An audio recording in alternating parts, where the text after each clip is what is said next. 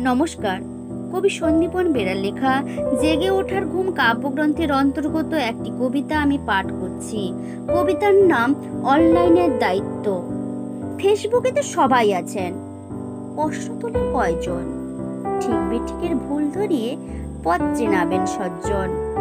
কেউ বলেনি কোনটা উচিত, কে নেয় কিসের দায়ভার। সবটা মেনে নিলেই বিপদ, আগাছাদের বেদমবার। ভাববাদীদের ভাবনা জুড়ে সূক্ষ্ম থেকে স্থূল এক জীবনের কর্মফলেই হিসেবটা নির্ভুলোর। অনলাইনের জীবন যাপন সকল সুজন মুঠোয় চায়, স্তব্ধ যখন বাদ প্রতিবাদ হারায় স্বপ্ন শূন্যতায়।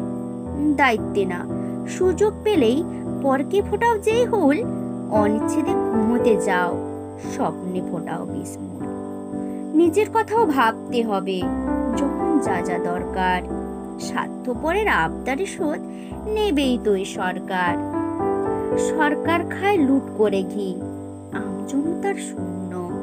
রাজকোষ ব্যয় স্ববিলাসে হয় না মোটেই পূর্ণ। করদাতাদের করের টাকায় কল্যাণ হোক সববার। অন্যায় লুট বন্ধ হলেই জিতবে প্রজা বারবার। অনলাইনে ঝড় উঠুক আর জাগুক বোধের ভাবনা। সুচেতনা ডাক পাঠালেই দেশ গঠন আর চাপ না। ধন্যবাদ।